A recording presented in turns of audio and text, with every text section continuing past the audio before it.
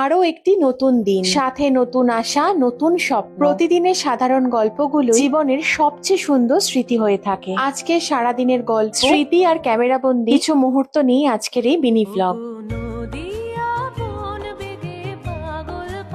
সবাই কেমন আছো? আশা করছি সবাই খুব খুব ভালো আছো। আমি শর্মিষ্ঠা, আমার নতুন একটি ব্লগে তোমাদের অনেক অনেক ওয়েলকাম। সকালের ওই মেঘলা আকাশ দেখে ভেবেছিলাম আজকেও আর বাবির স্কুলে যাওয়া হবে না, কিন্তু পরে ওয়েদারটা একটু ঠিক হওয়ায় বাবিকে রেডি করিয়ে আমরা ওকে নিয়ে চলে গেলাম স্কুলে। আজ অনেক ডাকাডাকির পরেই তার ঘুমটা ভেঙেছে, কিছুতেই উঠতে চাইছিল না। বাবিকে স্কুলে দিয়ে আমরা দুই বান্ধবী মিলে একটু কচুরি খেয়ে চলে গেলাম বাজার কলকাতা। আমি তো আজ থেকেই শুরু করে দিলাম পুজোর কেনাকাটা। প্রতিবারই আমি সৌরভের জন্য আগে কেনাকাটা করি, আর এইবারও তাই, কারণ তার তো কখনোই কোনো কিছু দরকার পড়ে না, সবই নাকি তার আছে। আর তা না হলে জামা কাপড় কেনাটা হলো টাকা নষ্ট। আমার এক ফ্রেন্ডের থেকে সুন্দর বো ক্লিপটা নিলাম বাবির জন্য, সাথে ছিল এই সুন্দর গিফটটা। প্রতিদিনের মতন আজকেও দুই বন্ধু একসাথে স্কুল থেকে বেরোলো। আজকে বাবির বায়না ছিল স্কুল থেকে ফেরার পথে সে যাবে তার বাবার দোকানে। এই আবদারটা সে অনেক দিন পরেই করেছে। আর বাড়ি ফিরেই তার বন্ধু অমৃতদের বাড়ির কাছে ড্রাগন বাবিকে দেখালাম। আজকে বাবির স্নান করতে একটু বেলা হয়েছিল, যেহেতু ওর বাবার দোকানে গেছিল। এদিকে সে সারা হাতে মুখে কালার লাগিয়ে কি অবস্থা। বাবিকে লাঞ্চ করিয়ে ঘুম পাড়িয়ে রেখে আমরা একটু বেরোচ্ছি। গঙ্গার জলটা শেষ হয়ে গেছিল, তাই একদম বিকেল বিকেল দুজনে মিলে বেরিয়ে পড়লাম গঙ্গার উদ্দেশ্যে।